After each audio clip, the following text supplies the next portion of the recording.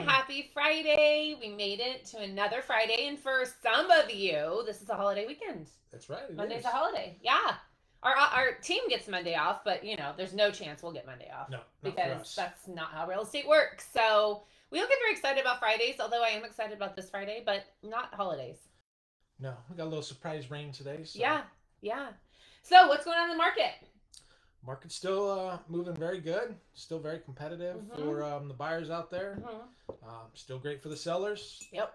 Last couple days in our tight little area that I monitor, There's been quite a few new listings. It was actually a lot of listings compared to what we've been seeing. So a little bit of selection, but it's still super competitive. There will be a lot of competition. Yeah, still super competitive. So we're getting ready to list a property. You're doing photos on it today. It'll go on the market tomorrow. It will be insane. And we always seemed to, we had to do some paintings. We didn't have a choice and we want to get it on the market. But of course, when Kara's not working, I have to get it on the market. Right. So I have to deal with all the showings. Story of my life, friends. But I want to bring up something today that I just saw. Wall Street Journal just did a great article on buyer's remorse during the pandemic.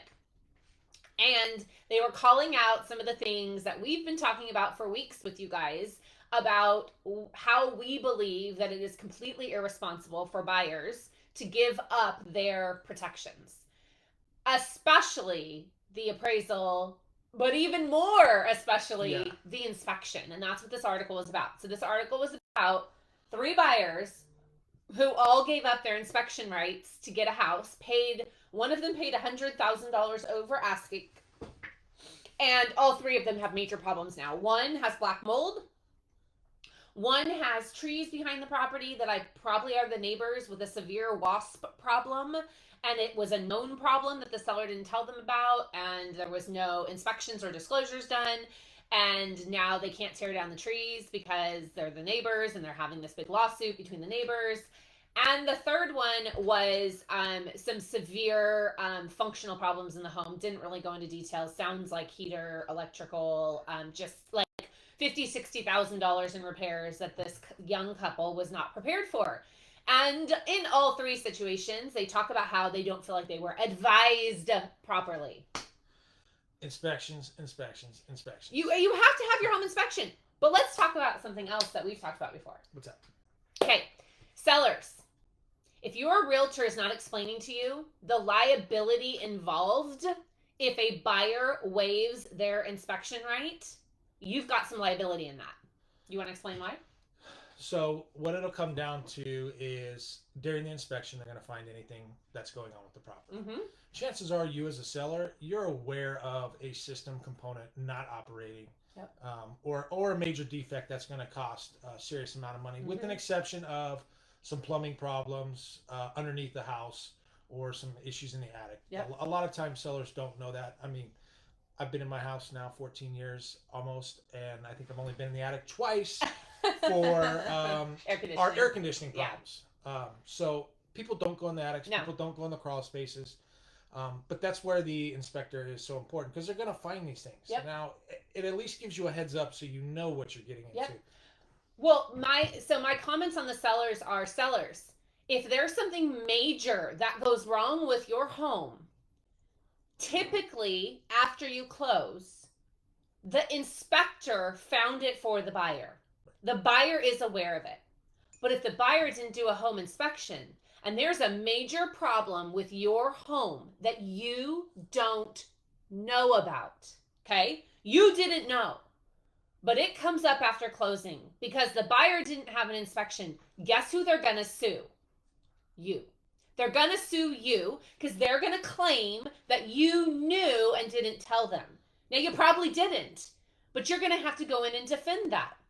Why wouldn't you want a buyer to have an inspection so they're aware of the things that could be wrong with the home? Now, what would my recommendation be? You make that time period super short. If they're willing to waive the inspection, I advise my seller, put it back in, but let's give them like 7 days. Or less. Or 4 days, or 3 days. But they've had an opportunity to do a home inspection. Now, of course, if a buyer waives their inspection rights, they're acting against the advice typically of their brokers, although some real estate agents are advising it, which I think you're just walking yourself into a lawsuit. And there are some lawsuits going on in Southern California that I'm aware of. But I just don't understand why. I mean, the seller, you should want the buyer to know what's wrong with the property. You also can put in the contract as is. I mean, our contracts are already written as is, but you can restate it and make it really clear that I'm not going to do any repairs. But let the buyer do their due diligence, even if it's in a short period of time. I'd rather see a buyer. Don't I always tell our clients this every single time? Yes. I tell our clients every single time. If a buyer cancels because of the home inspection or your disclosures, guess what? They were going to sue you anyways. If they were scared of the inspection or the disclosures, they were likely going to cause a problem for you after the fact. Would you not agree? That is correct. Going back to the inspection part, though, for buyers, typically there may not be a problem with it. This revolves around plumbing. This is where we have most of our issues when the new buyers move in. Mm-hmm. Ours, other buyers. When you're buying a home from, let's say that it has only one or two people living in it, and you move a family in it, this is typically when we see our problems. All of a sudden the plumbing's backing up, which it never has before. Yep. Pipes breaking, water heaters going out, and the reason is, and not most inspectors, but a lot of the good ones, they'll give you a heads up. Like, it's the load that is being put on those systems. Yep. Those systems are not used to, 50 flushes a day. Yep. It might be used to 10. Yep. So as you increase the volume of use, you're going to run into problems. I'm laughing thinking about our own home. Yeah. I'm thinking about how right now there's 2 of us living here, but yet a year ago this time there was, 6 months ago, there was 1, 2, 3, 4, 5 people living here. Because our children keep going back and coming and leaving and coming back. And, we have 1 in college, but the other 2 keep coming back and forth. So that's funny, right? Yeah, it is. So yeah, our house gets very confused. We have this bathroom that was never used for years, then it was used a ton, and then now it's not used again. So, all right, what's going on with rates? Rates are doing the same thing they were doing last week. Rates are not changing. Rates are still good, and they're still, projecting them to hold for quite a while. So now's the time, if you're planning on doing anything, definitely lock them in and do what you need. If you haven't done your final refinance, as I like to say, if you aren't looking at getting into a 15-year loan, if there's things you need to do to your home, like now please don't borrow money against your home unless you have a ton of equity and that you're actually going to improve the home. Not that you're going to go do something else with it. Please, let's not get back into that because we don't need another 05, 06 happening again. But rates are great. Buyers are capitalizing on the rates, which is allowing the prices to go so high. Back to the market for a second in the East Long Beach area. Those of you that live in East Long Beach, there's a closing that just happened in south of Conant on Carita, which is just like, not that you know where I'm pointing, but it's right over there. And it's a 3-bedroom, 2-bath, 1,800 square feet. It was very nice, very nice home. Closed at $1 million. Yep. I can't even get the words out. That was the second 1,800 square foot home. There was also one on Ladoga closed for $1,031,000. So I honestly, I'm not at a loss for words ever, but this makes me at a loss for words. That means we could list our home for about $1,050,000 right now. Mm-hmm. That's insane, friends. Just so you know, that's insane. Industry. We just finished up our California Association of Realtors meetings. If I have any friends listening today, that's part of the reason why I can be on here live today, because our meeting got canceled this morning because we finished our meetings up yesterday. We did a lot of great work on behalf of our realtors in the state of California and for homeowners. And you overheard a little bit of the meetings. Did you hear anything exciting that you thought was exciting? I didn't hear anything that caught me off guard this year, but... Well, really, we did a lot of policy, if we're going to sponsor or support a bill. We did do some MLS policy approval to basically extend that every MLS has to have some kind of software or system to monitor the words that people are putting in the MLS for fair housing violations, because a lot of times a realtor just doesn't realize what they're saying is putting them at risk. So that was a good, I think, approval. We tabled some items for the spring meetings. Really, there isn't a lot going on because we're kind of in this little transition of coming out of the pandemic, but not quite out of the pandemic.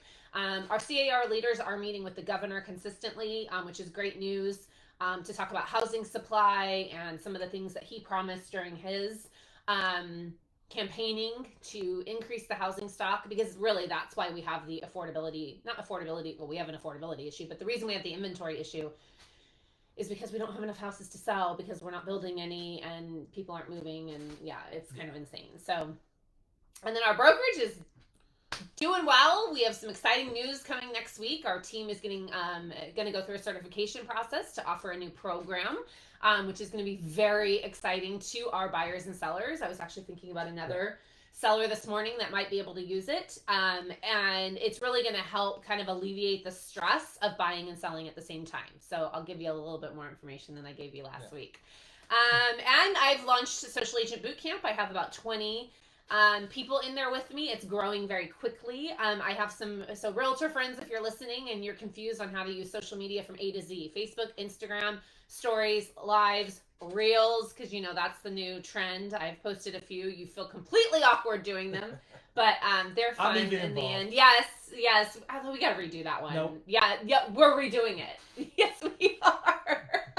We conned Harold into doing a reel, guys. So anyways, that's about it. That's about what else is going on in our world. And then exciting news personally, our son is headed out to spring training right now. He got invited to big league camp. So that's awesome. He's somewhere in the middle of Texas where it's 24 degrees and it's a little bit icy. So mom's trying to not have a panic attack about it. He stopped. He's okay. He's still stopped. Yeah. There's still an accident. Okay. Well, he stopped. So he might not make it very far today, but he's headed out to Florida, so we're really excited about that. No, we're not going to get to go to spring training because who the heck knows if you're going to be able to see any games or what games he'll be in. It's it's very hard until you're at that top level and you're actually on the roster. It's very hard to know when he's going to play. God, I wish he played in Arizona because then you would never be here. I would not be here. So, all right, anything else? It's a quiet Friday. It is a quiet Friday. Busy weekend of showing. A lot of showings. Yep. Yeah, a lot of showings. Yeah. So thank goodness we have a showing assistant. Her name's Alyssa. So those realtors out there, I highly encourage you to get someone to help you, because you have to get your client into the home when the schedule allows. You can't risk if I'm busy and we're both showing property or we're both on appointments and a client needs to see a property Saturday at 10 a.m., we got to make sure they get in Saturday at 10 a.m. So we have a showing assistant to help us. Her name's Alyssa. She's amazing. And she takes really great care of our clients. And her job is to just open doors. It's like open doors and kissing babies. Yep. It's opening doors and showing houses. And then we still take care of everything on the back end. So that's really cool. Yep. So I think that's it.